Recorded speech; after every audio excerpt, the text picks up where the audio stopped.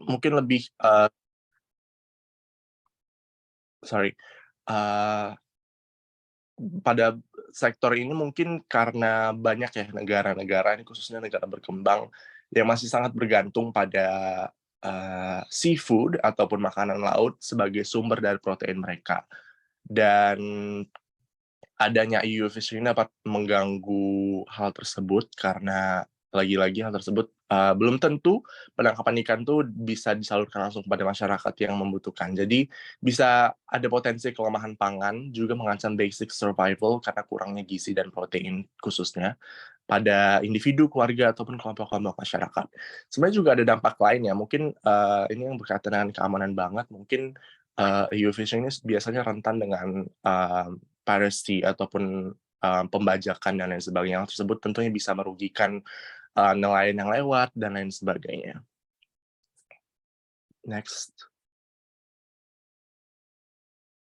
Oke, kemudian kita berlanjut ke faktor kerentanan.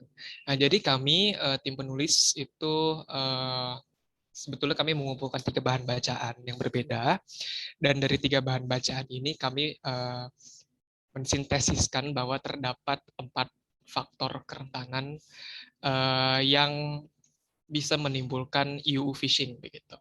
Nah, ada faktor ekonomi, faktor institusional, faktor sosial, dan faktor operasional. Kita akan bedah satu persatu, next. Oke, jadi faktor ekonomi. Jadi menurut salah satu bahan yang dituliskan oleh Galdic dan Cox itu namanya, EU fishing ini dapat terjadi karena adanya overkapasitas. Jadi kapasitas penangkapan ikan yang berada di suatu wilayah itu cenderung tidak seimbang dengan potensi penangkapan yang ada. Jadi misalkan ada kapal-kapal yang yang memiliki kapasitas yang jauh lebih besar, jauh lebih advance begitu. Tapi di sisi lain ada kapal-kapal yang biasa-biasa saja begitu, kapal-kapal nelayan kecil, kapal-kapal nelayan moderat begitu. Dan kelebihan kapasitas yang dimiliki oleh kapal-kapal advance ini itu membuat pelaku EU fishing berinsentif untuk melakukan EU fishing. Begitu. Karena kenapa? Karena tentu keuntungan yang mereka dapatkan itu akan jauh lebih besar ketimbang kalau kita memancing, kalau kita menangkap ikan dengan normal. Gitu. Karena kalau kita menangkap ikan dengan normal itu udah pasti ada biaya konservasi, kemudian biaya operasional dan lain sebagainya. Sedangkan kalau kapal-kapal yang memiliki kapasitas yang lebih besar daripada mereka, biaya yang dikeluarkan itu tidak akan menutupi pendapatan yang mereka terima, sehingga insentif untuk melakukan EU fishing itu akan lebih besar. Nah, kemudian overkapasitas ini juga didorong oleh adanya keberadaan spesies atraktif, teman-teman. Jadi beberapa spesies ikan atau beberapa spesies itu yang teman-teman bisa lihat di background itu adalah ikan yang ada di Antartika begitu ya. Nah, itu memiliki nilai yang sangat tinggi. Kalau nggak salah satunya itu bisa sampai $1.000 satu ekornya gitu. Nah, keberadaan spesies-spesies ini yang terletak di wilayah-wilayah tertentu itu akan menghasilkan akan meningkatkan probabilitas terjadinya EU fishing di wilayah-wilayah tersebut.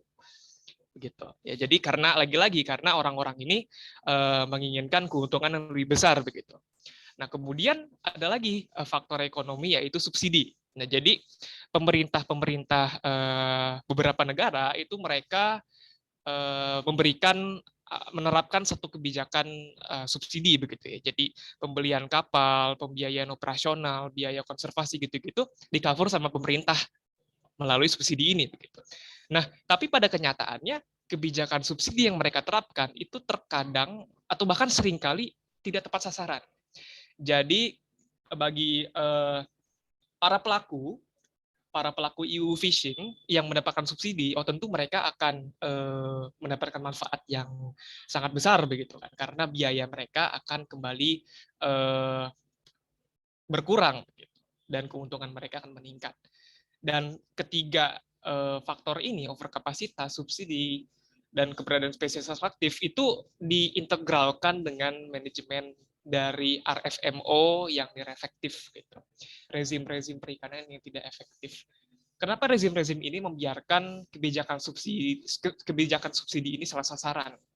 Kenapa rezim-rezim ini membiarkan ada kapal-kapal pelaku-pelaku eh, yang memiliki kapasitas yang jauh lebih besar daripada yang semestinya? Nah, itu pasti bisa kita kaitkan dengan manajemen yang kurang efektif dari rezim-rezim perikanan ini. Seperti itu. Selanjutnya. Oke, kita berlanjut ke faktor institusional. Jadi, yang pertama yang mau kami highlight adalah adanya celah pada hukum internasional. Jadi, teman-teman mungkin pernah dengar istilah FOC atau Flag of Convenience. Nah, Flag of Convenience ini sendiri adalah kapal-kapal yang benderanya itu bukan bendera negara mereka.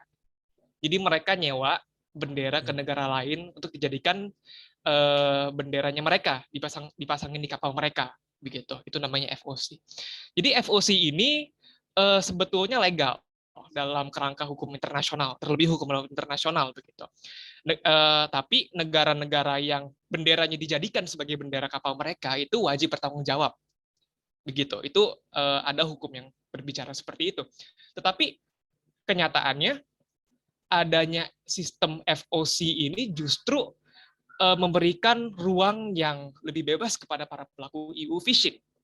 Mereka tentu akan mendaftarkan kapal mereka ke negara-negara tersebut, dan karena saking banyaknya yang daftar, negara-negara ini yang harusnya bertanggung jawab kepada mereka itu akan kewalahan sendiri, dan akhirnya mereka tidak akan bisa mengawasi pergerakan kapal-kapal ini, mereka mancing apa aja gitu-gitu secara efektif. Itu adalah celah yang bisa kita temukan pada hukum internasional begitu ya. Kemudian ini berkaitan dengan faktor institusional yang kedua, yaitu lemahnya MCS atau Monitoring, Control, and Surveillance. Bisa jelas ya teman-teman bahwa seperti yang tadi saya sudah sebutkan sebelumnya, bahwa institusi-institusi perikanan ini memiliki manajemen yang efektif, sehingga monitoring, kontrol, sama pengawasan yang mereka jalankan kepada kapal-kapal ini itu tidak maksimal. Dan ini juga berkaitan sama korupsi. Jadi, kenapa negara-negara FOC atau institusi-institusi perikanan global itu kurang bisa melaksanakan MSC dengan baik? Salah satunya didorong oleh korupsi. Jadi, para pelaku yang korup ini, mereka bahkan menggunakan kesempatan dari rezim-rezim tersebut, dari institusi-institusi tersebut untuk melakukan korupsi. Seperti itu. Nah, itu adalah salah satu faktornya. Kemudian yang keempat adalah sanksi inefektif. Of course, banyak EU fishing yang terjadi di dunia itu dapat kita sangkut pautkan dengan keberadaan sanksi yang kurang efektif. Dan yang terakhir adalah keberadaan tax haven atau surga pajak begitu ya. Ini tentu sangat jelas bagi kita bahwa para pelaku akan jauh lebih mudah untuk melakukan tindakan-tindakan EU fishing mereka dengan adanya tax haven gitu, karena pendapatan yang mereka terima, kemudian segala birokrasi yang mereka punya itu akan mereka serahkan sepenuhnya ke tax haven ini, dan mereka akan bisa kita bilang incognito begitu. Selanjutnya. Baik, untuk faktor yang ketiga adalah faktor sosial. Jadi faktor ini nih lebih menekankan kepada kondisi ekonomi yang miskin dan prospek rendah. Jadi kalau kita lihat pola di dunia, EU fishing ini merupakan isu yang sering kali terjadi di negara-negara berkembang. Para pelakunya itu kebanyakan dari negara berkembang. Apa yang mendorong mereka? Ya ini, kondisi ekonomi yang miskin dan pesimisme mereka akan masa depan. Begitu. Jadi mereka akan mempekerjakan para buruh murah untuk terlibat dalam kapal-kapal EU fishing yang kenyataannya kalau kita lihat ya secara langsung itu tidak memiliki SOP yang jelas, terus tidak ada prosedur K3 yang memadai seperti itu. Nah, jadi tingkat berkembangnya negara itu, kalau menurut data yang kami terima, yang kami lihat, itu berpengaruh kepada derajat atau intensitas dari EU fishing di suatu wilayah. Selanjutnya. Nah, faktor yang terakhir adalah faktor operasional. Nah, jadi, kenapa EU fishing ini bisa marak terjadi? Salah satunya adalah karena adanya jaringan-jaringan. Jadi mereka ini, para pelaku EU fishing, seringkali bekerja secara berkelompok, secara berjejaring, dari satu negara ke negara lainnya, kemudian dari aktor terendah sampai aktor tertinggi itu turut terlibat. Nah, jadi ini semakin kompleks begitu ya, EU fishing gitu, karena adanya jaringan-jaringan ini. Seperti itu. Selanjutnya.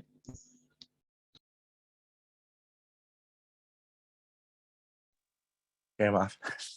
Selanjutnya mungkin ini kita membahas mengenai upaya pencegahan dan mitigasi, mungkin lebih berfokus kepada upaya internasional untuk mengatasi EU fishing dalam skala internasional. So, negara-negara melihat bahwa praktik EU fishing ini memang ada beberapa faktor penyebabnya, juga ada dampak yang lumayan destruktif kalau misalnya dibiarkan begitu saja. Jadi diperlukan suatu bentuk manajemen perikanan dan regulasi yang lebih fokus yang didasarkan pada hukum internasional yang berlaku. Mengenai upaya pencegahan ini sendiri, sebenarnya pertama kali Australia itu tahun 1999 di hadapan Committee of Fisheries atau COFI ini menjelaskan atau mempresentasikan mengenai proposal mereka untuk mengesahkan International Plan of Action atau IPOA. Jadi IPOA ini merupakan bentuk regulasi yang bisa ditetapkan untuk menangani isu EU fishing. Dan Australia ini lebih menekankan kepada Food and Agriculture Organization, Organisasi Pangan dan Agriculture PBB, untuk dapat menjadikan EU fishing ini sebagai agenda utama untuk dibahas secara lebih mendalam melalui program khusus. Dengan berbagai konsiderasi dan pertemuan, maka kemudian IPOA diadopsi dengan nama IPOA IUU oleh FAO pada pertengahan 2001, dan IPOA IUU ini diadopsi sebagai instrumen yang masih tercakup dalam framework-nya mereka dalam Code of Conduct for Responsible Fisheries. Jadi IPOA IUU ini isinya sebenarnya lebih ke rekomendasi, tidak begitu mengikat sebenarnya, dan isinya hanya rekomendasi, juga analisis detail mengenai tindakan yang masih dapat dilakukan oleh negara dan RFMO untuk menangkal tindakan EU fishing ini. Jadi sebenarnya IPOA EU ini kayak menyediakan framework bagi national authorities untuk mengatur bagaimana praktik EU fishing ini di-treat di negaranya mereka masing-masing. Khususnya dalam hal legislasi nasional juga, terus perencanaan aksi, terus juga mengatur mengenai kooperasi antar negara, mengenai coastal dan port states measures, juga mengenai bagaimana regulasi terkait pasar yang disetujui dalam skala internasional. Mungkin ini ada penjelasan yang saya tulis, yang sempat tim penulis juga taruh ya di dalam tulisannya, itu mengenai persetujuan dan ratifikasi instrumen perikanan internasional, juga menetapkan kebijakan EU fishing dalam negeri, serta mekanisme sanksi MCS seperti yang sudah dijelaskan KJK tadi, juga aspek-aspek yang bersifat teknis lainnya. Kemudian upaya untuk mewujudkan suatu regulasi internasionalnya tidak berhenti pada IPOA IUU tentunya. Masih ada beberapa upaya lain, salah satunya itu upaya FOA untuk menandatangani MOU atau Memorandum of Understanding tentunya, terkait upaya melawan EU fishing pada port states atau negara dengan ports ya. Jadi MOU ini dijadikan pedoman bagi port states untuk menentukan tindakan yang relevan. Karena tentunya mereka kan berada pada batas kelautan, jadi mereka memiliki kerentanan yang lebih tinggi sebenarnya. Jadi MOU ini bisa dijadikan guidelines bagi port states untuk menangani EU fishing sebagai bentuk implementasi juga dari IPOA IUU. Diadopsi oleh COFI pada 2005 dan kemudian diberikan nama Model Scheme on Port State Measures to Combat IUU Fishing. Jadi dari awalnya MOU dijadikan namanya Model Scheme. Dan juga ini tentunya didukung ya oleh negara-negara, juga organisasi internasional termasuk UN. Dan dalam UNGA, General Assembly pada tahun 2006, tentunya didorong juga negara untuk dapat mengimplementasikan aspek-aspek yang sudah dibawa pada model scheme ataupun IPO IUU untuk dapat mendasari tindakan mereka melawan IUU fishing.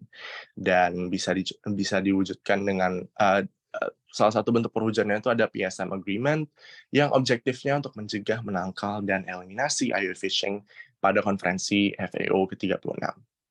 Dan selanjutnya, masih dari Galik dan Cox juga sebenarnya mereka merekomendasikan ya beberapa tindakan untuk eradikasi IUU fishing ini. Boleh di next, Kak Ais.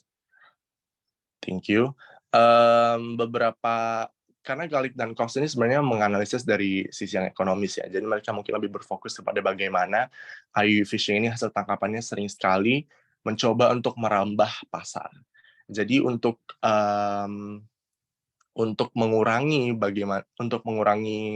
appeal dari IUU fishing ini, maka Galik dan Cox merekomendasikan suatu measures untuk dapat menurunkan value dari hasil tangkapan IUU dan instead dapat dilakukan penaikan value regular fishing dengan pemberian label ataupun sertifikasi tertentu, terutama pada produk-produk dengan value yang tinggi ya, seperti dijelaskan juga tadi, untuk dapat mengurangi appeal dari IUU fishing. Kemudian meningkatkan cost bagi praktik IUU fishing, di mana cost ini bisa dalam bentuk reputation cost, juga cost untuk dalam hal fraud dan lain sebagainya, ini dijelaskan oleh mereka. Kemudian yang terakhir, ini menaikkan level dan cakupan dari sanksi yang diterapkan kepada tindakan IUU fishing, serta tentunya masih bergantung lagi kepada regulasi nasional untuk dapat tegas dalam menangani penangkapan ikan ilegal.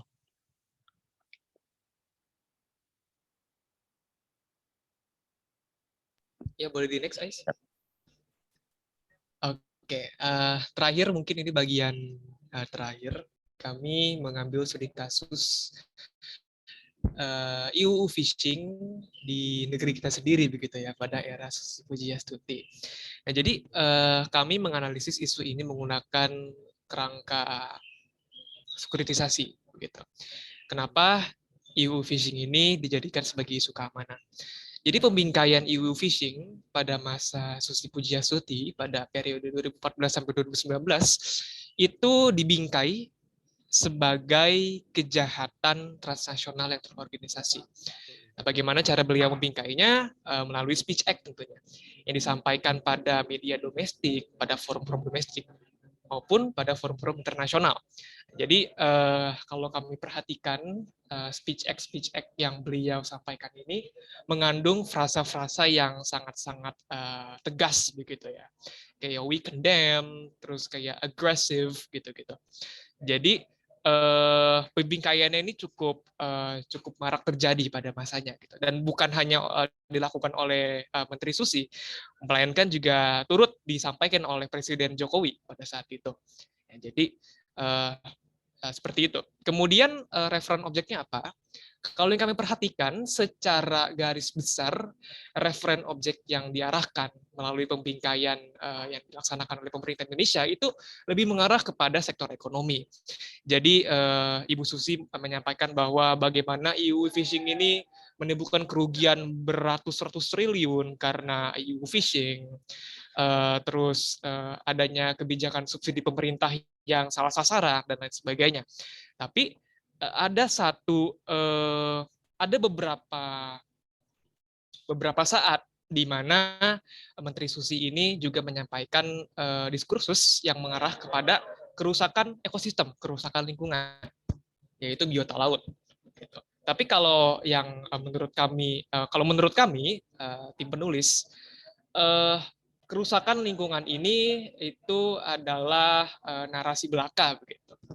Narasi belaka yang ujung-ujungnya akan mengarah ke ekonomi. Seperti itu.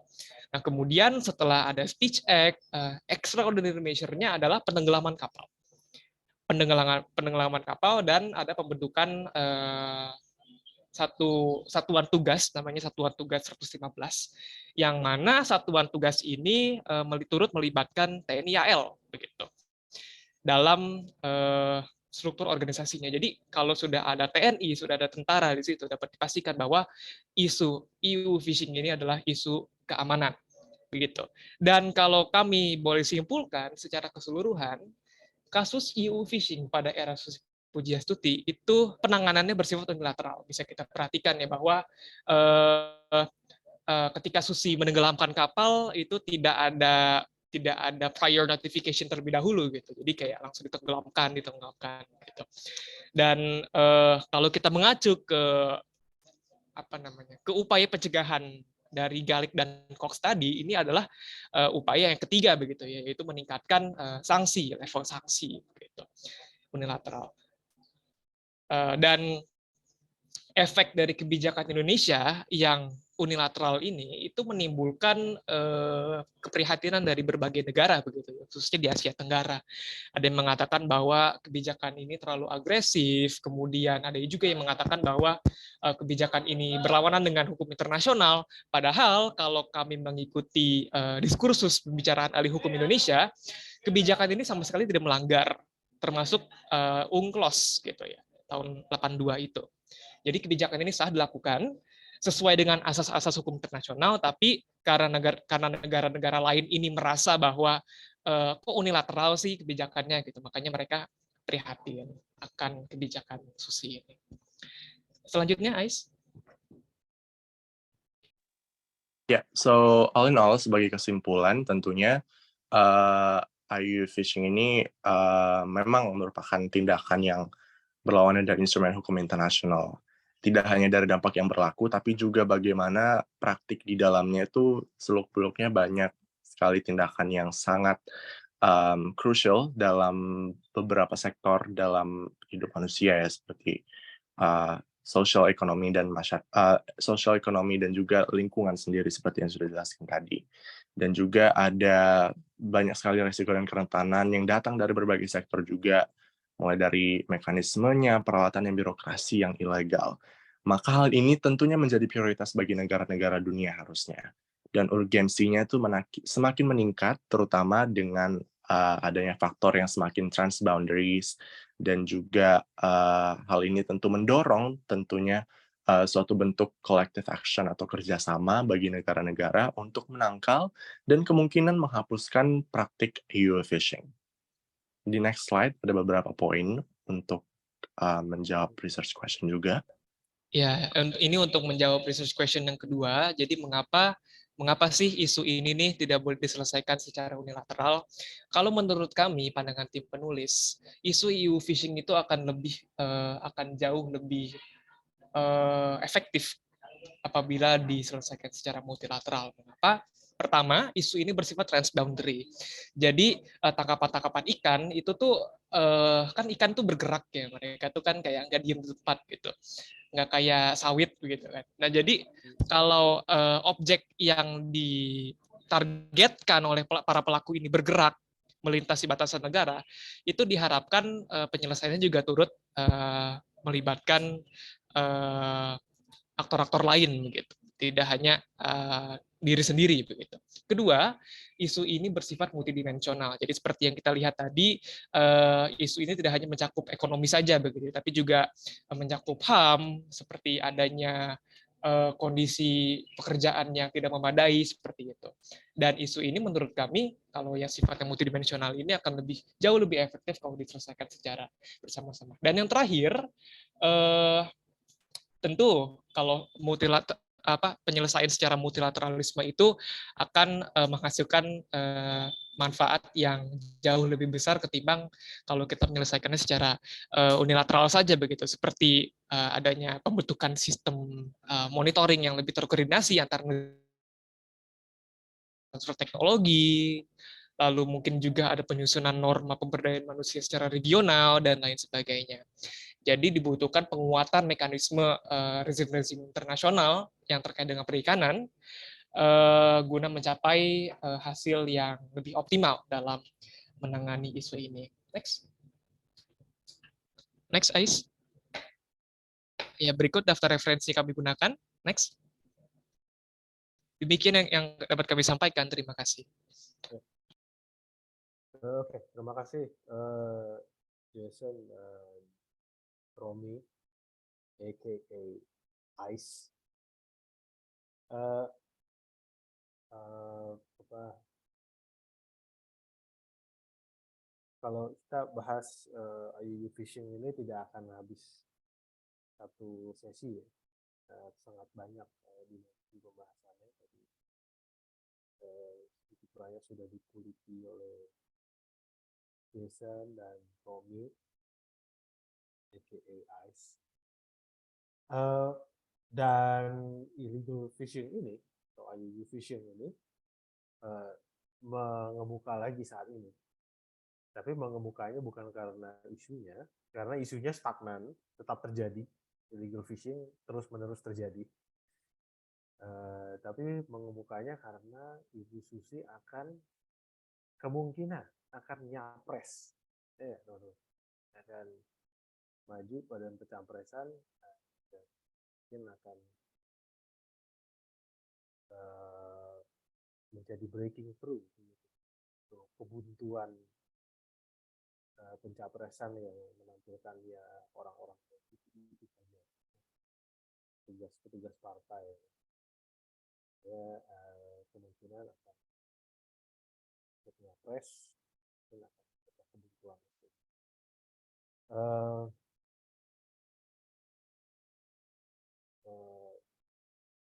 Tadi beragam solusi saya kira sudah ada, tapi memang kita bisa mengevaluasi lagi, begitu ya. Apakah sekuritisasi merupakan langkah yang bijak, langkah yang bijak untuk merespon persoalan IUF. Kita bisa lihat bagaimana bahkan seorang menteri sekalipun harus membayar mahal untuk melakukan kebijakan sekuritisasi IUF yang memang subjek dari sekuritisasi IUF itu bukan nelayan, bukan untuk mensejahterakan nelayan, minimal bukan itu saja, tetapi untuk melindungi biota laut. Jadi siapa yang disekuritisasi dalam IUF? Ya ikannya yang disekuritisasi. Jadi subjek keamanan itu adalah ikan. Dan Ibu Susi berhasil mencapai ini dalam tentu kita butuh data. Selalu kita butuh data, dan data itu kuantitatif. Dalam penelitian IUF yang bagus, itu kita selalu butuh data. Nah, berapa data tangkapan, berapa regulasi yang diperbolehkan, dan kemudian berapa jumlah populasi ikan, berapa yang sudah bertelur, berapa yang sudah menetas, dan lain sebagainya. Itu butuhkan data-data itu. Dan biota laut di laut semasa institusi pemerintah itu memang berhasil untuk memulihkan diri. Jadi populasi ikan di Indonesia berhasil memulihkan diri. Jadi sekuritisasinya berhasil, tapi dia harus membayar mahal. Dia membayar dengan kehilangan jabatannya, jabatan kementeriannya, dan kebijakan itu tidak dilanjutkan. Kebijakan sekuritisasi IUF itu tidak dilanjutkan di kementerian berikutnya. Ya, jelas tidak melakukan itu karena kemudian dia itu melego gitu ya, menjual biota laut Indonesia, dan dia bayar juga hal itu dengan penjara gitu ya. Jadi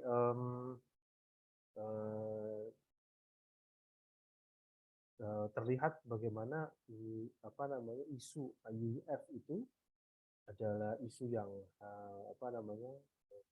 telah tersekuritisasi bukan oleh pemerintah, tetapi oleh aktor-aktor non pemerintah yang sangat powerful, ya, industri perikanan, eh, dan ante-ante ini. Kalau ada yang mau nanya atau diskusi, silakan raise hand aja ya. Saya akan lanjut aja. Tadi dari presentasi itu salah satu yang kan adalah bahwa praktik IUF itu lekat dengan negara-negara berkembang, gitu ya. Sebab praktik IUF itu dilakukan demi untuk menekan biaya untuk melaut, gitu ya. Biaya untuk melaut itu ditekan. Bagaimana caranya? Antara lain dengan menggunakan peralatan perikanan yang tidak sesuai dengan aturan dan dimaksudkan untuk menangkap ikan semudah dan sebanyak mungkin sehingga tidak terlalu lama membuang waktu di laut. Habiskan waktu di laut ya itu akan makan biaya. Jadi nelayan dengan peralatan dengan modal yang seadanya akan menggunakan peralatan-peralatan yang bisa mendapatkan ikan lebih banyak dalam waktu yang cepat, gitu ya. Dengan menggunakan dinamit atau menggunakan racun atau menggunakan jangkar yang besar, begitu yang kemudian bisa mengambil semua biota laut, gitu ya, ikan tapi juga terumbu karang dan sebagainya. Nah, tetapi sebenarnya saya tidak setuju ya, saya tidak setuju kalau itu kalau pelaku IUF itu lebih banyak negara berkembang. Justru pelaku yang paling jahat itu adalah industri perikanan negara-negara maju. Yang lebih jahat lagi gitu ya, industri perikanan negara-negara maju. Karena pelaku-pelaku kejahatan perikanan yang sebenarnya pelaku-pelaku perikanan yang menciptakan kerusakan paling besar itu adalah mereka yang modalnya paling besar, ya, dengan kapal-kapal 500 GT, kemudian daya jelajahnya juga tinggi ya, jauh gitu, dan kemudian cenderung mengambil apa saja yang ada di laut yang mereka mau, mengambil apa saja yang ada di laut yang mereka mau, dan membuang apa yang mereka tidak mau. Jadi kalau mereka kapal-kapal besar itu ya teman-teman ya, kalau sedang melaut kemudian menjaring ya, melepas jaringnya di laut, jaringnya itu bisa muat beberapa ya, 2 atau 3 jumbo jet itu bisa masuk situ, gede banget jaringnya itu, gede banget ya. Sementara kalau nelayan kecil ya tentu nggak sebesar itu gitu ya. Jadi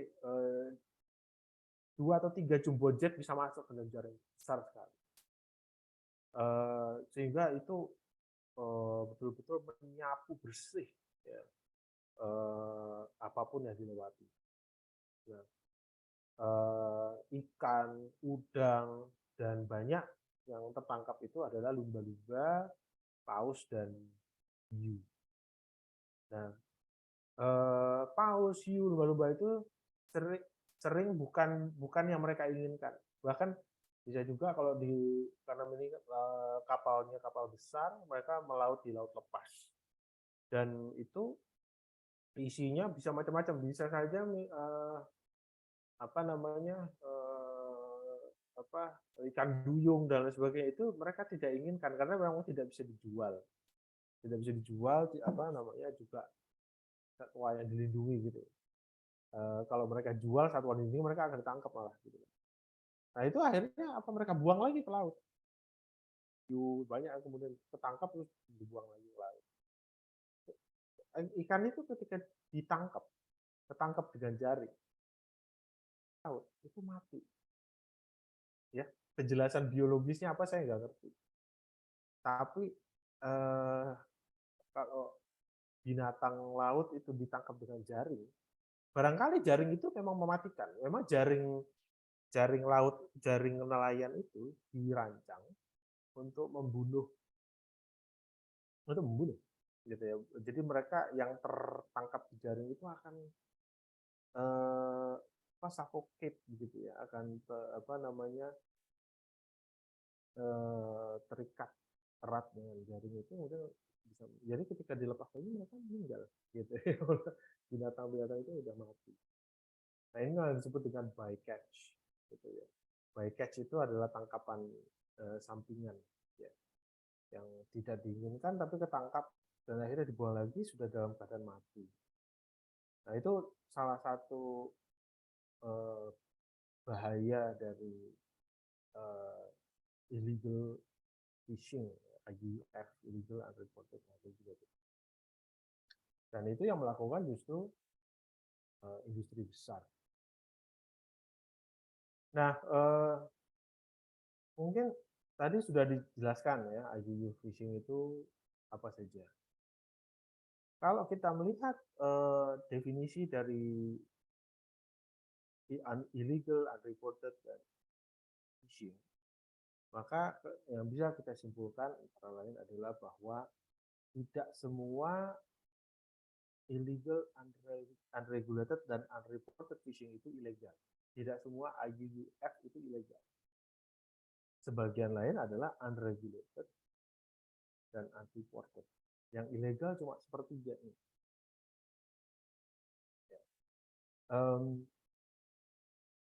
Unregulated dan unreported.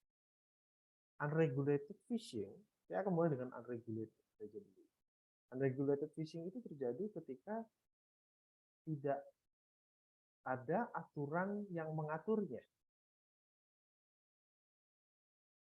Tetapi aktivitas perikanan itu tidak sustainable, misalnya mengambil terlalu banyak atau menangkap spesies yang dilindungi atau spesies yang sudah langka. Tapi karena tidak ada aturan yang mengaturnya, maka dia tidak bisa disebut ilegal, dia unregulated.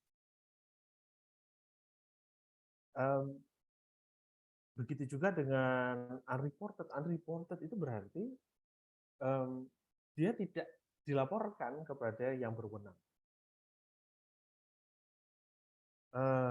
Sehingga penerapan rejim ya IUUF atau suatu pengaturan perikanan itu sangat bergantung pada keberadaan dan rejim yang menegakkan aturan.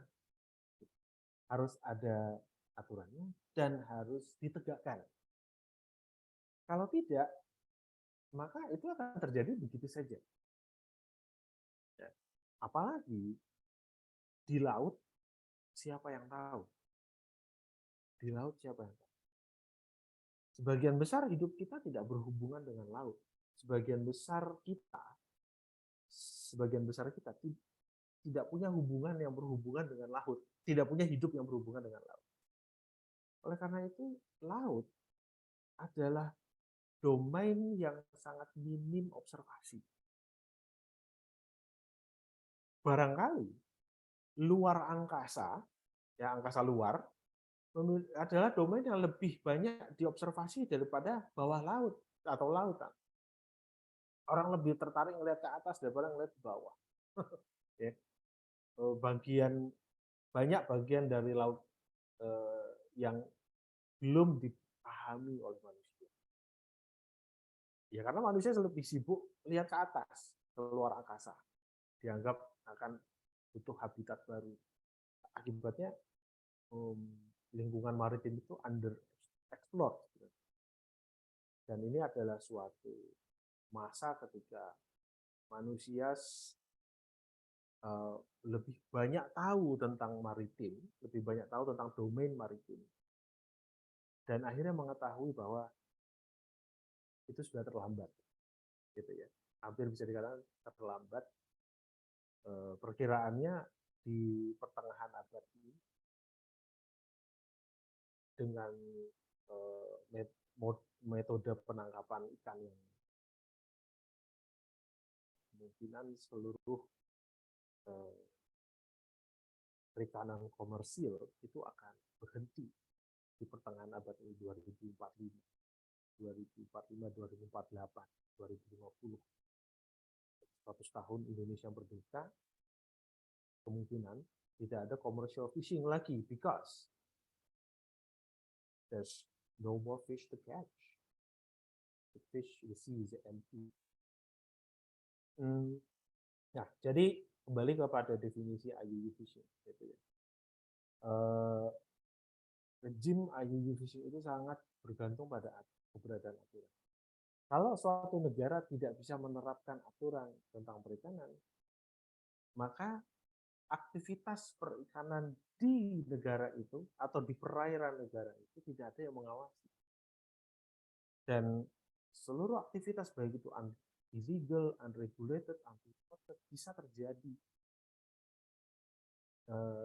di perairan negara itu. Karena apa? Negaranya tidak bisa menegakkan. Salah satu negara yang sekarang ini sangat minim aturan, sangat minim dalam menegakkan aturan itu adalah yang namanya Liberia. Liberia itu di pantai Afrika Barat. Minggu lalu, sebelum libur Lebaran, kita bahas membahas piracy, dan salah satu tempat yang paling marak dengan piracy itu adalah Afrika Barat. Ternyata Afrika Barat juga adalah tempat yang paling marak dalam hal illegal fishing. Ya, jadi ada hubungan antara maritime biodiversity atau maritime biological stock yang depleted dan aktivitas piracy. Jadi di wilayah yang sama, tempat sea piracy itu makin mengganas adalah juga wilayah tempat penangkapan ikan secara unregulated, unreported itu terjadi banyak. Dan pelakunya banyak adalah Uni Eropa, kapal-kapal Uni Eropa, ya. Kapal-kapal ikan dari perusahaan-perusahaan perikanan yang berbasis di Uni Eropa. Tapi kita bisa nyebut sebagai kapal-kapal Uni Eropa karena kapal-kapal ini berasal dari perusahaan-perusahaan yang disubsidi oleh Uni Eropa. Jadi Uni Eropa mensubsidi perusahaan-perusahaan ini dan kemudian membuat deal dengan negara-negara Afrika Barat. Nah, deal ini membuat mereka dengan leluasa melakukan penangkapan ikan di lepas pantai Liberia dan lain sebagainya. Kita tidak bisa menjaga keamanan. Barangkali dealnya adalah kita jaga keamanan laut sampean, jadi sampean membiarkan nelayan-nelayan kami untuk melaut di lautnya sampean, gitu. Dan segala macam menangkap yang bisa ditangkap. Dan akhirnya akses dari perusahaan-perusahaan ini, kapal-kapal besar ini melampaui apa yang sebenarnya merupakan jatah mereka, dan akhirnya mereka masuk ke dalam wilayah perairan yang biasanya dipakai untuk melaut oleh nelayan-nelayan artisan atau nelayan-nelayan lokal, ya, tidak punya perahu besar gitu. Nah, akhirnya mengambil jatah mereka gitu. Nah, ini adalah salah satu praktek yang kalau dibilang ilegal enggak, karena sesuai dengan kontrak, sesuai dengan kerjasama. Dibilang unregulated juga enggak, bahkan ini sudah ada regulasi. Unregulated, unreported, reported, mungkin yang reported yang enggak, tetapi ya siapa ya kita harus lihat lagi. Tapi pada dasarnya praktik perikanan ini menguras, hampir bisa dikatakan menguras habis ya sumber daya kelautan dari negara-negara Afrika Barat, dan kemudian mendorong mereka untuk melakukan sea piracy. Nah, jadi sebenarnya rejim IUUF ini juga sangat apa ya, menurut saya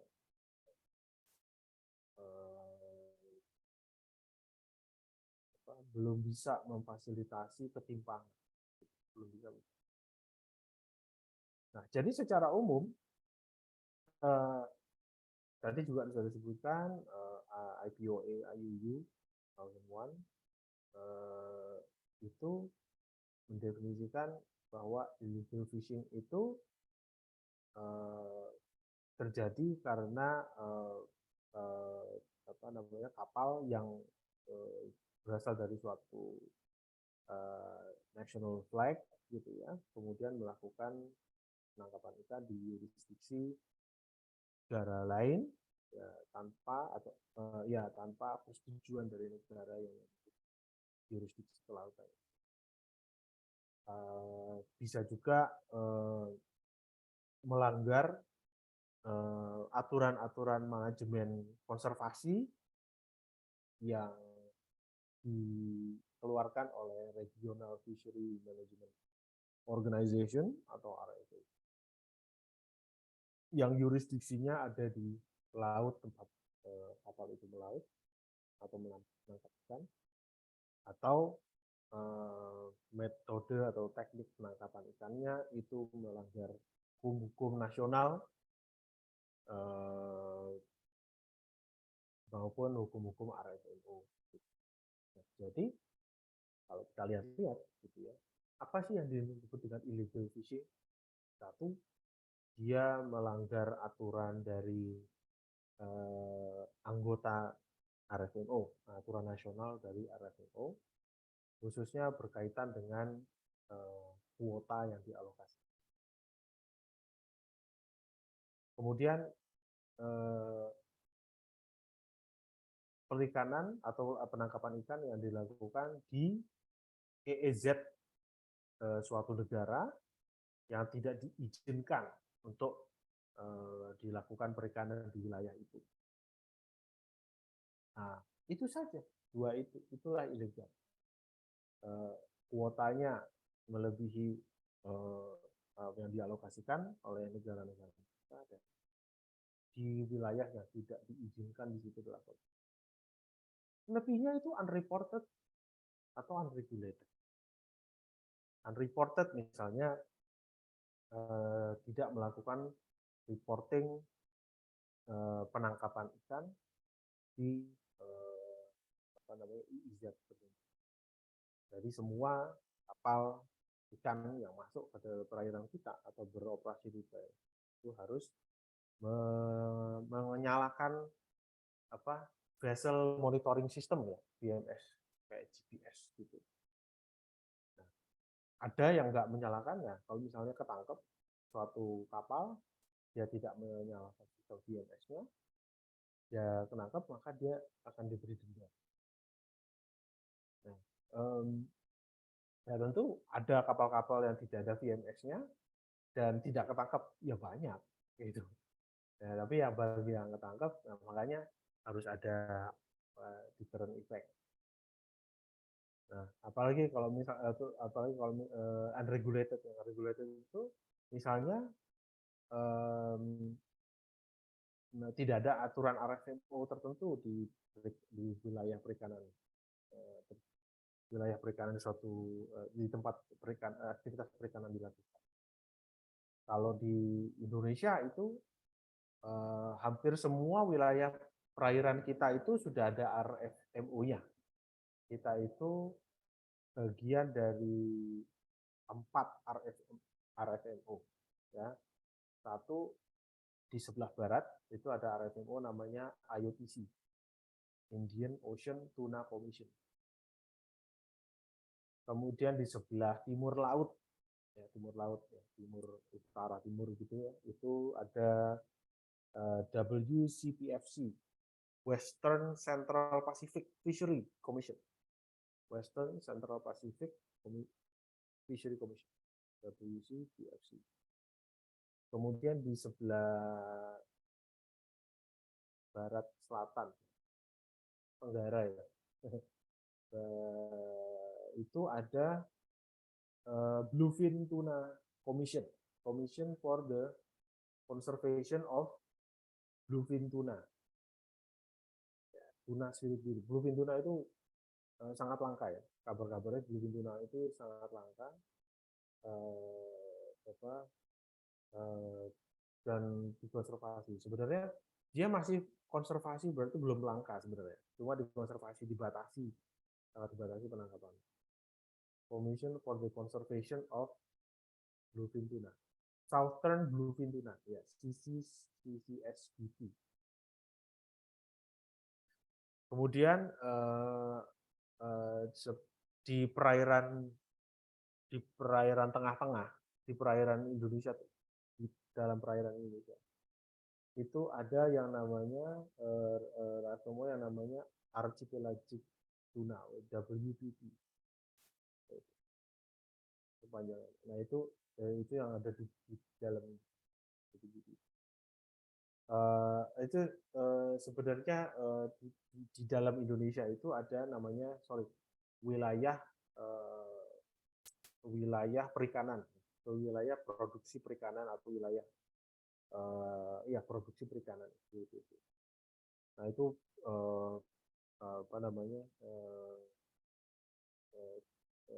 sebagian besar saya kira sudah fully exploited ya, tapi di hampir semua RFMO di Indonesia itu ada potensi untuk peningkatan penangkapan. Jadi nelayan-nelayan Indonesia itu masih banyak yang nelayan kecil gitu. Jadi dia under resourceful dan tidak mampu melaut sampai jauh. Kebanyakan nelayan Indonesia itu one day fishing, melaut satu hari saja. Ya karena solarnya hanya cukup satu hari saja. Sehingga banyak nelayan kapal asing yang melaut di Indonesia itu banyak sekali. Pada akhirnya sekuritisasi yang dilakukan oleh BSCC memang baik untuk ikan-ikan gitu ya. Jadi ikan-ikan bisa replenish lagi populasinya. Tapi sebenarnya bagi nelayan bagi industri perikanan ya menjadi kesulitan gitu ya, karena stok ikan yang dipasok ke mereka berkurang. Industri perikanan itu kan ya industri pengalengan, industri perikanan tangkap gitu ya. Mereka itu mendapat pasokannya dari nelayan. Jadi nelayan-nelayan yang menjual ke mereka adalah banyak nelayan-nelayan asing gitu ya, yang baik itu lewat transshipment maupun secara formal. Transshipment kan ilegal ya, tapi ada juga yang berlabuh dan kemudian melelang ikannya dan melaporkan hasil tangkapannya.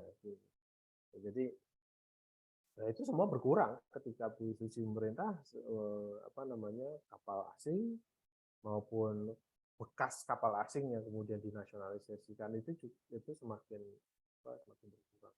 Jadi sekarang sudah bertambah lagi gitu. Pada saat ini saya kira yang menjadi arah kebijakan perikanan itu justru kalau bisa ya menyediakan atau memfasilitasi suatu metode investasi asing di Indonesia ya yang bisa mengeksploitasi ikan gitu. Jadi ya sebenarnya sih kemunduran bagi konservasi laut gitu. Tapi saya kira itu mengkompensasi ketidakmampuan gitu ya untuk eksploitasi laut. Nah, dan kemungkinan akan ada semakin banyak unregulated fishing gitu ya, regulated unreported fishing di Indonesia. Ya, jadi kebanyakan kategori dari IUUF itu adalah unregulated dan unreported. Jadi tidak ada aturannya atau tidak dilaporkan. Bisa juga misalnya suatu kapal itu tidak berbendera, tidak menggunakan bendera apapun atau stateless. Nah, ini termasuk illegal iya, tapi juga termasuk unregulated.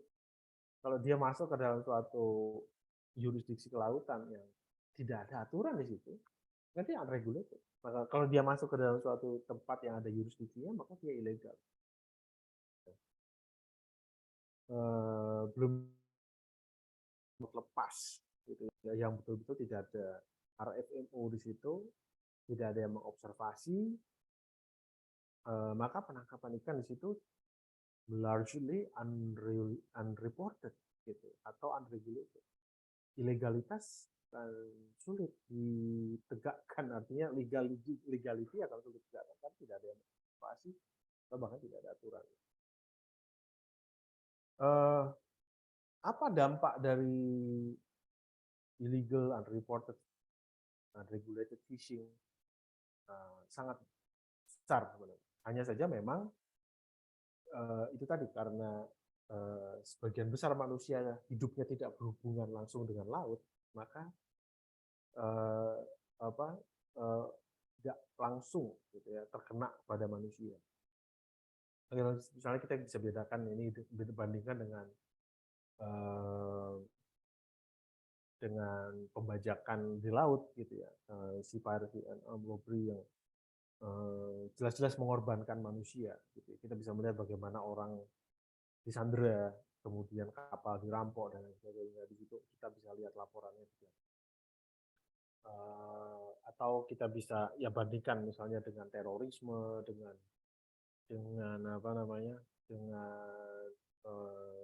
cyber attack dan lain sebagainya. Kita bisa lihat sendiri gitu. Hidup kita lebih dekat. Tapi ketika hal itu mengorbankan biota laut gitu ya, hubungan sebab akibatnya dengan hidup kita sehari-hari akan sulit dibuat gitu ya, relasi. Misalnya salah satu bahaya dari illegal unreported fishing itu adalah rusaknya rantai makanan. Ya kan? Rusaknya rantai makanan. Apakah rusaknya rantai makanan itu sudah berimplikasi pada hidup manusia? Rusaknya rantai makanan di dalam di suatu wilayah perikanan gitu. Belum tahu kita. Saya pribadi implikasinya apa belum tahu. Tapi ketika ada satu populasi ikan yang semakin langka atau bahkan misalnya jumlahnya depleted begitu ya, maka rantai makanan yang ada di bawahnya itu akan meningkat populasinya, tapi juga mereka akan kehabisan makanan karena rantai makanan yang di bawahnya akan mereka habisi gitu ya. Jadi misalnya ikan hiu gitu, ikan hiu langka. Kalau ikan hiu langka, maka ikan yang ada di rantai makanan kedua, karena hiu kan apex predator, jadi di bawahnya hiu ya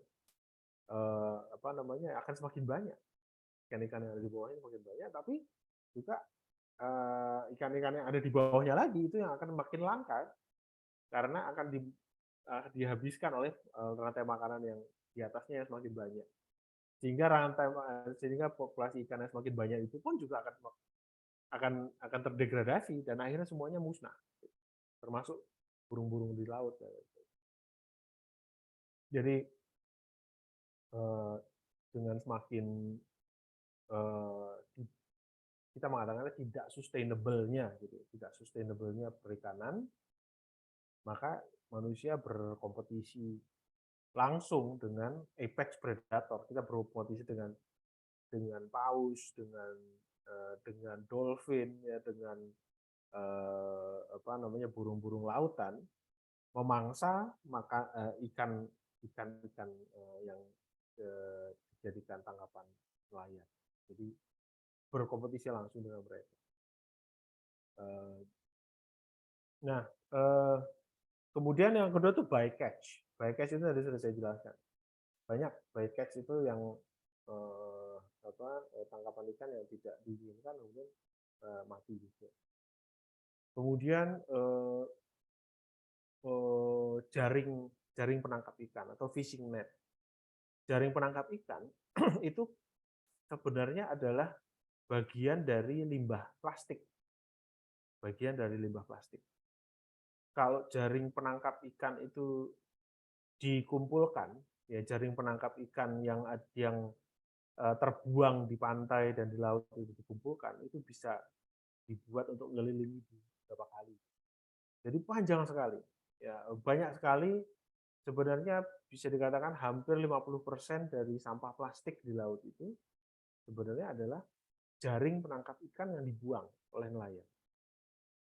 Jaring penangkap.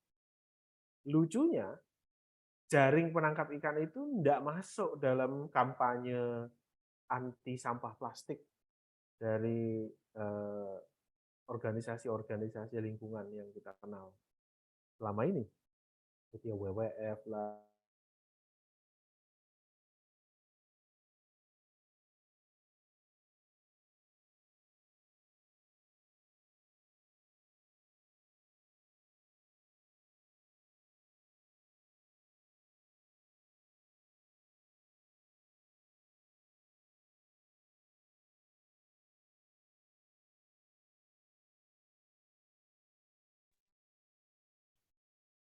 Ya, jadi fishing net itu tidak pernah dimunculkan dalam kampanye. Padahal sebagian besar fishing net itu paling banyak. Kemudian apalagi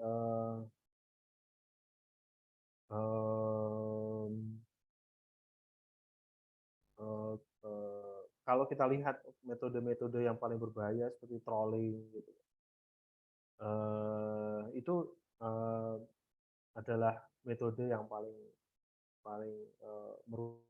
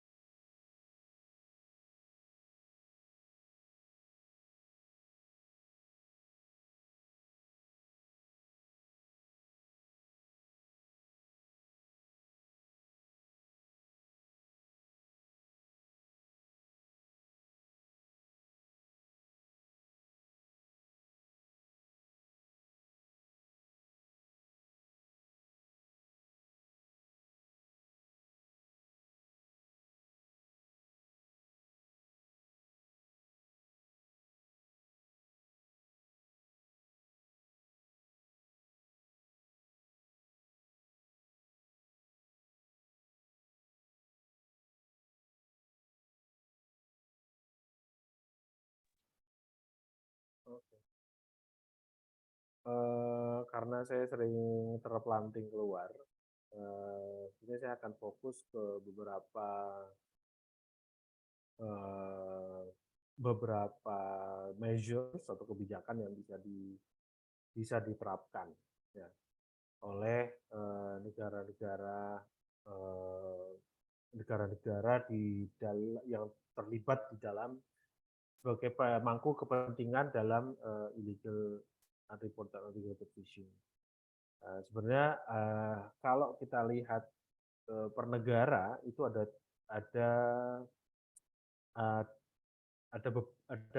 ada 4 macam negara ya teman-teman ya. Ada 4 macam negara yang terlibat di dalam di dalam rantai perikanan. Yang pertama adalah negara yang memberikan bendera, flag state. Ya. Negara yang memberikan bendera itu sebenarnya punya responsibility dalam memonitor aktivitas illegal unreported fishing. Bagi kapal-kapal yang melakukan proyek IUF, negara yang memberikan bendera bisa menarik atau melakukan denial terhadap flag-nya. Jadi mencoret dia dari daftar kapal yang bisa menggunakan flag. Kemudian bisa merecall kapal itu ke pelabuhannya. Kemudian bisa merampas kapalnya, bisa merampas tangkapannya. Kemudian dia juga punya tanggung jawab untuk menindaklanjuti menindaklanjuti informasi yang diberikan oleh negara lain terhadap kelakuan dari kapal itu. Dia bisa melakukan prosekusi, dia bisa melakukan hukuman. Jadi flag state itu adalah kalau main catur itu king-nya gitu ya, atau queen, mungkin ya queen kan lebih kuat gitu, flag state. Kemudian yang kedua adalah port state atau negara pemilik pelabuhan. Negara pemilik pelabuhan bisa menentukan designate pelabuhan-pelabuhan tertentu yang offloading dari tangkapan, offloading catch. Kemudian juga bisa membuat suatu prosedur untuk notifikasi sebelum memasuki pelabuhan untuk offloading catch, gitu ya. Namanya advance port entry notification.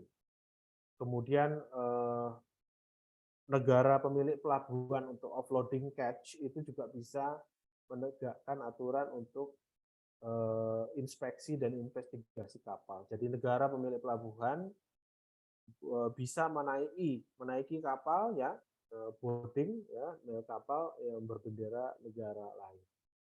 Kemudian negara pemilik pelabuhan juga bisa melarang dilakukannya offloading ya, bisa melarang kapal tertentu untuk masuk pelabuhan, melarang dilakukannya transshipment ya, bisa juga melakukan prosekusi ya, penindakan atau pemidanaan dan sanksi. Bisa melakukan penangkapan di pelabuhan. Ya. Nah itu pelabuhan negara pemilik pelabuhan tempat offloading dari tangkapan ikan. Kemudian negara tipe ketiga itu adalah negara pemilik teritori laut, ya, atau coastal state. Ya. Negara pemilik teritori laut ini juga karena dia pemilik teritori, dia kuasanya besar. Dia bisa vessel boarding, bisa menaiki kapal, bisa memerintahkan kapal untuk merapat ke pelabuhan, bisa. Kemudian bisa melakukan penangkapan, penahanan, detainment ya, terhadap tersangka atau terduga pelaku IUUF. Gitu.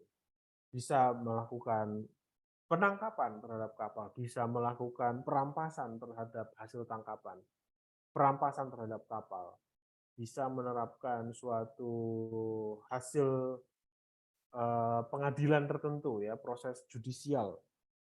Kemudian bisa memberikan suatu mencoret ya wewenang dari suatu kapal untuk melakukan perikanan. Kapal dengan nomor registrasi ini sudah tidak bisa melaut lagi di perairan kami, misalnya bisa begitu. Bisa melakukan hot pursuit, ya artinya melakukan pengejaran sampai ke perbatasan negara lain, ya kalau dia itu melakukan penangkapan itu yang ilegal. Kemudian tentu dia bisa bertukar informasi, ya, dan harus berwenang untuk diberi informasi juga dengan negara pemberi bendera. Kemudian ada yang namanya trading state, ya, negara yang membeli hasil tangkapan itu, ya, membeli hasil tangkapan. Negara yang membeli hasil tangkapan itu bisa menerapkan sertifikasi dari produk ikan. Ya, jadi produk ikan yang diekspor ke negara dia, gitu ya, yang diekspor ke negaranya, itu bisa diharuskan untuk memenuhi suatu sertifikasi lewat yang namanya RFMO Catch Document Scheme. Ya. Jadi RFMO itu punya borangnya sendiri gitu ya, yang harus di monitoring dan evaluasi apakah sudah dipenuhi. Kemudian traceability of the product itu juga bisa diterapkan oleh negara yang trading, ya, membeli hasil tangkapan ya, untuk supaya hasil tangkapan itu bisa di-trace untuk di-verify legitimasinya, gitu. Apa tangkapan yang legitimate atau tidak. Tentu ini tergantung pada trading state ya. Dari 3 ikan yang dibeli oleh Amerika Serikat, 1 diantaranya pasti ilegal. Jadi 1/3 dari seluruh ikan yang dibeli oleh Amerika Serikat itu dari negara lain, dari port state lain ya, atau dari nelayan lain, itu kebanyakan adalah hasil yang ilegal. Ya, apakah itu hasil dari transshipment yang tidak dilaporkan, atau dia ditangkap dengan cara yang ilegal, dia ditangkap dengan metode yang ilegal, atau dia adalah produk yang langka, gitu ya. Nah, kemudian RFMO juga punya wewenang, ya. Dia bisa menegakkan aturan-aturan untuk negara-negara pantai, negara pemilik teritori laut, meminta kerjasama di negara-negara pemberi bendera, kemudian memberi notifikasi tentang non-compliance dari suatu kapal terhadap negara pemilik bendera dari kapal itu, dan lain sebagainya. Jadi RFMO juga punya wewenang. Nah, itu dari sisi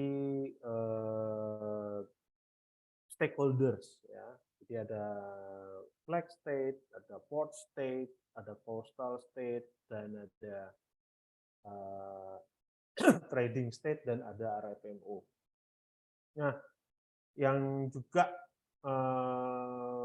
bisa diterapkan itu sebenarnya adalah kebijakan-kebijakan di sisi demand, ya, demand side-nya.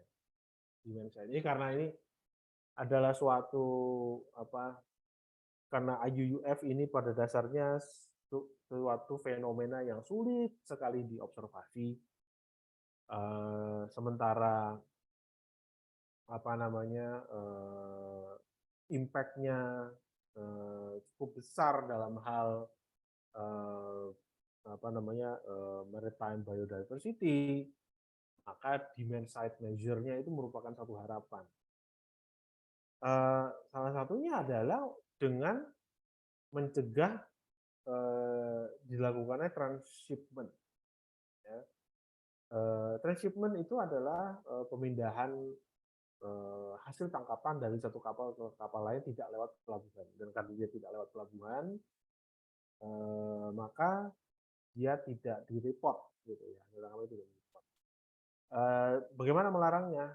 Negara trading state yang bisa menjadi harapan, jadi negara-negara trading state jangan menerima, atau port state jangan menerima hasil tangkapan yang tidak yang belum dilaporkan, gitu, yang belum melewati suatu prosedur offloading, gitu, ya, atau hasil transshipment. Kemudian bisa menaikkan harga dari ikan yang langka, ya, ikan langka dinaikkan harganya. Tapi menaikkan harga biasanya masih bisa ditolerir. Artinya kalau ikan itu mahal, justru akan mendrive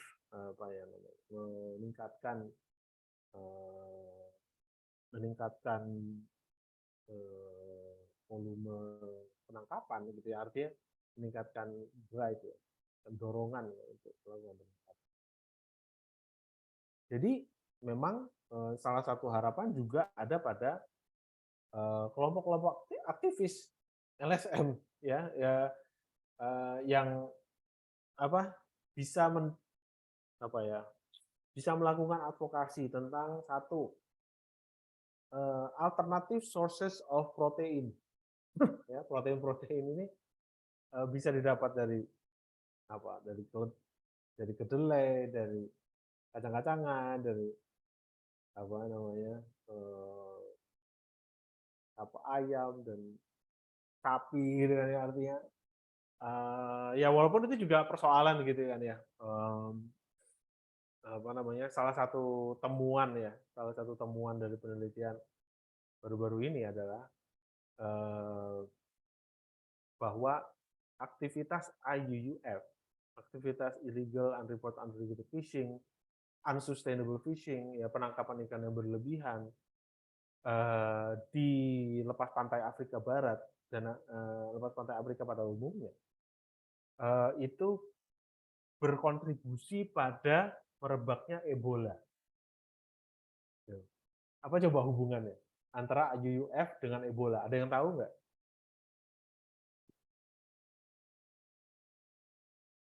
Ayo. Jawab, Mas. Silakan. Karena mereka itu kan harusnya kebanyakan hidupnya di pesisir pantai ya. Harusnya makan ikan, tapi ikannya dicolong sama kapal-kapal dari ya pelaku IUUF. Mereka jadi nggak kebagian ikan, jadi mereka terpaksa makan makanan-makanan utamanya hewan dari yang ada di darat gitu, kayak monyet dan lain-lain, yang mana binatang-binatang itu sebenarnya membawa virus. Ya salah satunya Ebola. Jadi apa yang disebut dengan bushmeat gitu ya. Bushmeat itu diperdagangkan. Jadi nggak hanya mereka makan, tapi juga perdagangan, sehingga koneksi antara virus yang tadinya bersirkulasi di antara hewan pindah ke manusia. Jadi virus itu dari hewan pindah ke manusia itu lebih cepat dengan perburuan binatang-binatang hutan dan perdagangan binatang-binatang hutan. Dan itu terjadi karena mereka tidak bisa menangkap ikan di laut lagi. Tidak ada ikan yang bisa ditangkap lagi. Ya bisa sih tangkap ikan, masih bisa, tapi ya itu harus menggunakan kapal yang besar dengan groston yang besar, kemudian dengan yang mereka tidak punya. Nah, bahkan IUUF itu juga ada hubungannya dengan global warming. Ayo, ada yang tahu lagi ya? Apa hubungan antara IUUF dengan global warming? Ada tuh hubungannya. Ya, jadi salah satu bahaya dari IUUF itu adalah kontribusinya pada pemanasan bumi, ya, pada global warming.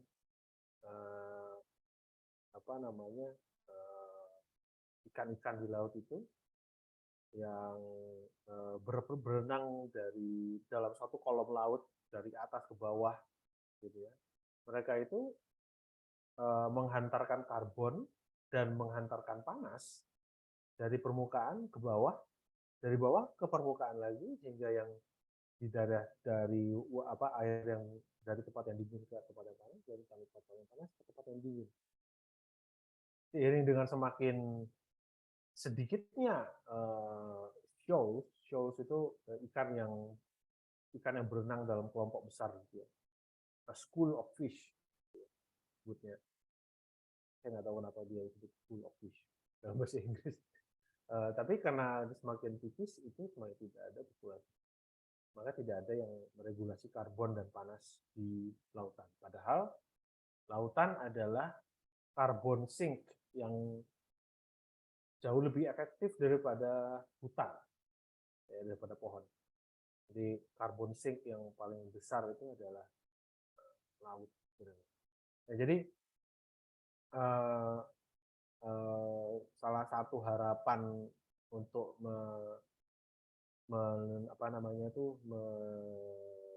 mengurangi atau mengeliminir illegal, unreported, unregulated fishing disebabkan karena observasi itu sulit, disebabkan juga karena penegakan hukum itu sulit, walaupun hukumnya sudah banyak. Sekarang ini saya kira persoalan IUF itu bukan lagi tidak adanya hukum. Hukumnya udah ada kok.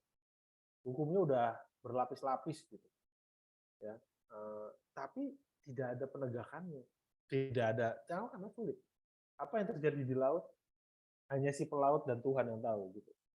Jadi observasinya sulit. Ya, oleh karena itu ya memang kemudian muncul wacana-wacana untuk mengurangi konsumsi ikan atau meniadakan konsumsi ikan sama sekali gitu ya. Reducing or eliminating fish consumption. Yeah, which is, I think, I don't know. I'm not exactly I don't eat fish regularly, and sometimes I eat fish that originate not from the seas, gitu kan. But still, I think that meniadakan konsumsi ikan itu akan menghabisi lapangan pekerjaan yang sangat banyak. Lapangan pekerjaan yang sangat banyak, very unwise in today's economy. Dan ya mereka mau mengerjakan apa? Jadi kan gini, penangkapan ikan itu bukan hanya pekerjaan, tapi juga tradisi, kultur dan lain sebagainya. Jadi ya apa yang what are we going to do about that?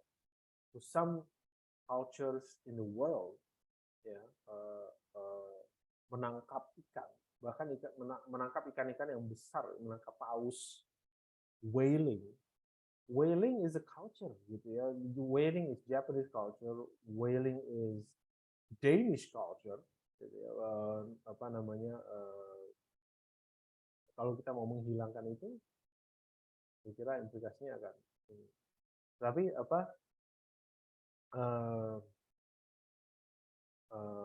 ya salah satu yang bisa kita harapkan untuk mengeliminir illegal fishing adalah to eliminate fishing altogether dan mengedepankan konsumsi protein. Aquaculture, domestic fishing itu juga alternatif ya. Sekarang semakin banyak ikan yang diproduksi dari aquaculture facilities. Jadi mengkonsumsi ikan dari hasil budidaya ya, bantu budidaya ikan. Walaupun ini harus ada inovasi-inovasi baru untuk menjadikan budidaya itu sesuatu yang sustainable gitu ya. Sangat berpotensi ikan itu keracunan di dalam kolam tempat dia dibudidaya. Itu ada ragam bentuk penyakit ikan yang bisa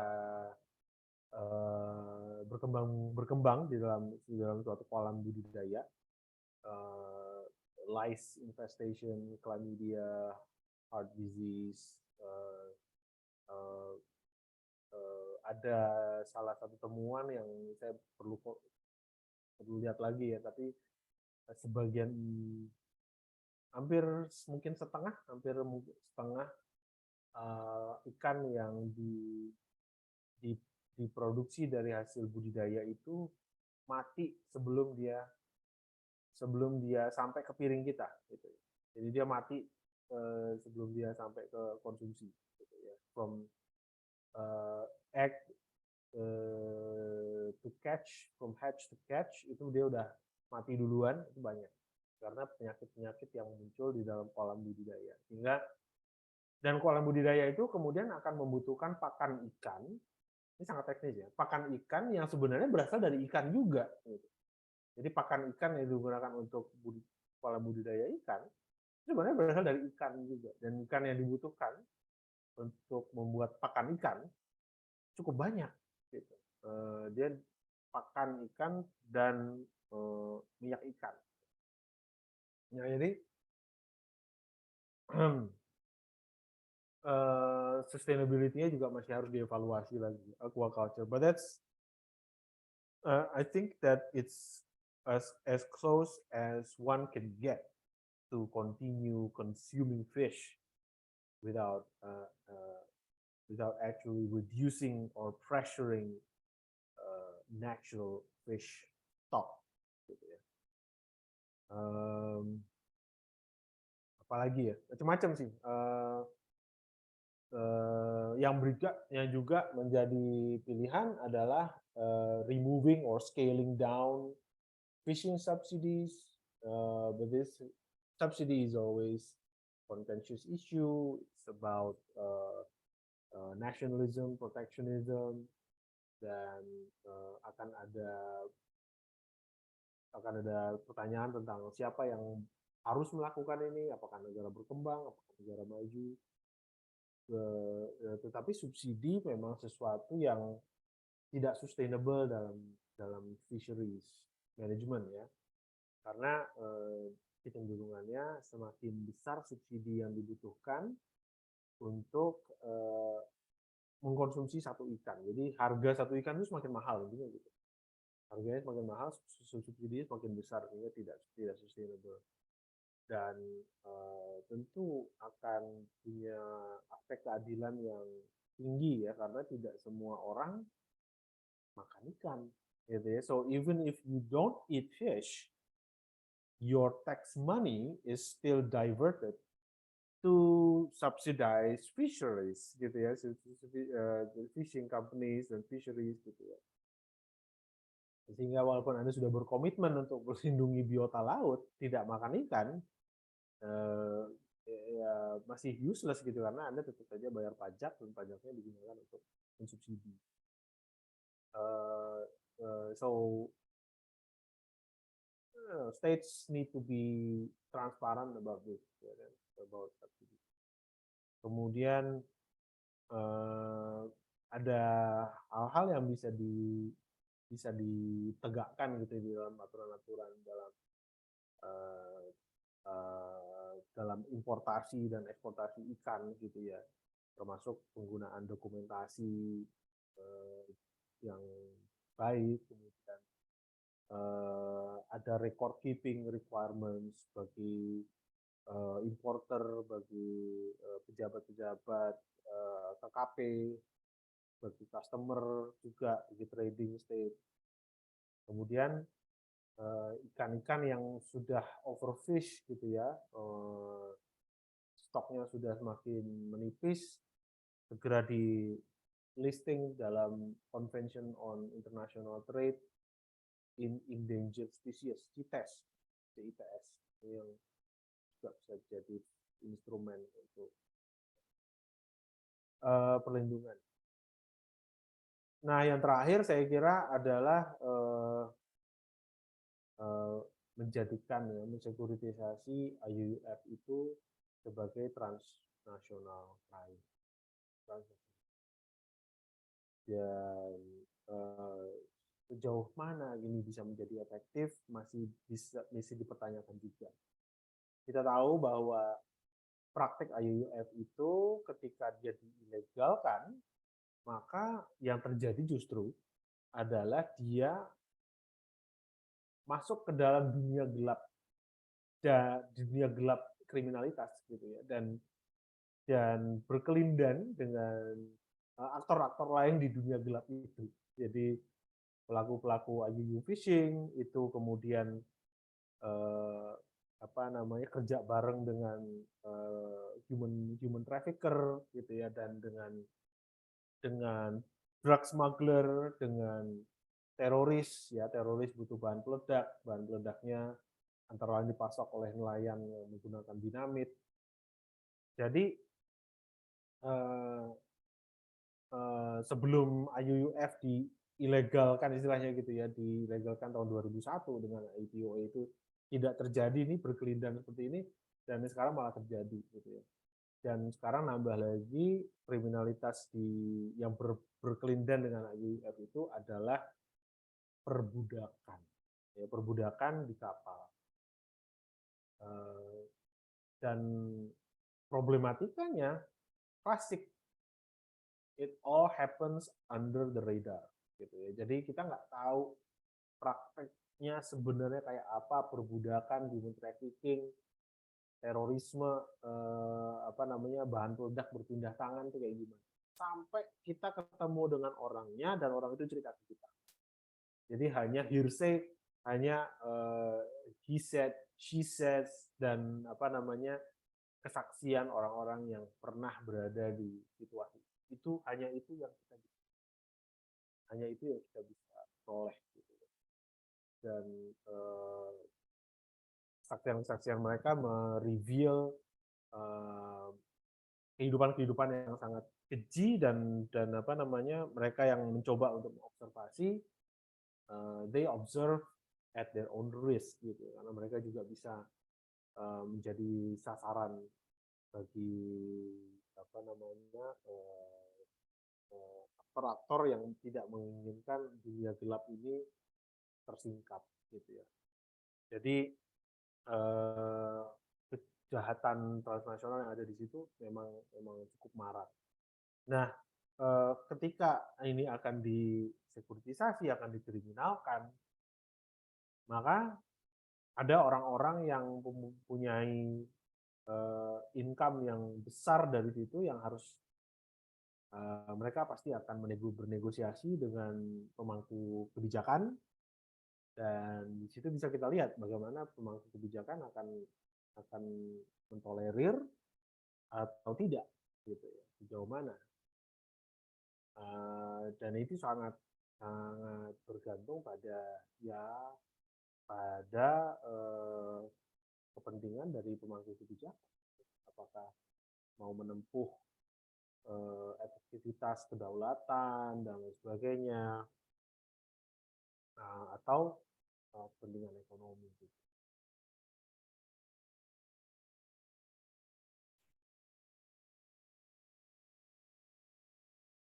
Saya kira itu beberapa tambahan dari saya. Oh iya, yang juga menarik itu sebenarnya adalah pengaturan perikanan di wilayah yang dipersengketakan, ya, disputed water, ya, termasuk di situ di wilayah-wilayah seperti Laut Cina Selatan. Di laut-laut Cina Selatan, di laut-laut disputed water ini biasanya pengaturan perikanan itu tidak ada. Jadi karena teritori lautnya sangat terpolitisasi, sehingga pengaturan perikanan juga sulit untuk diterapkan, sehingga biasanya apa yang disebut dengan marine protected area atau kawasan KKL, kawasan konservasi laut, ya, itu tidak ada di wilayah-wilayah yang disputed. Nah, inilah yang kemudian menjadi masalah. Jadi geopolitical territorial dispute itu betul-betul menghalangi terjadinya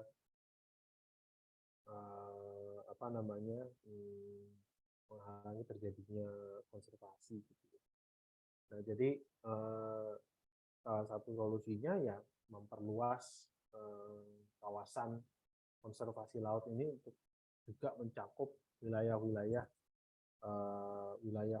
yang disputed.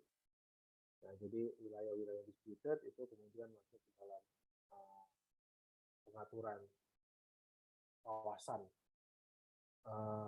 dan wilayah kerjasama kawasan itu harus memasukkan, ya, di dalamnya kerjasama perikanan gitu ya, kerjasama kelautan. ya, join research atau join conservation yang ada di laut itu perlu diterapkan untuk misalnya code of conduct di Laut Cina Selatan itu dimasukkan di dalam supaya justru aktivitas perikanan itu justru menjadi tension diffuser gitu, menjadi suatu instrumen untuk meredam tegangan, bukan untuk meningkatkan tegangan.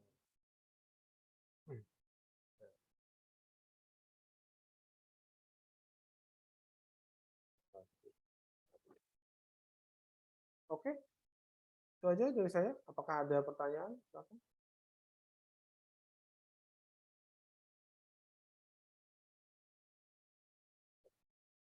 Kalau nggak ada ya nggak apa-apa. Kita tutup kuliahnya. Kalau masih ada pertanyaan Anda bisa WhatsApp saya.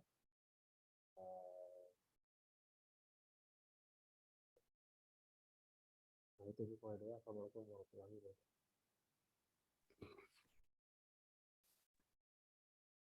Ya.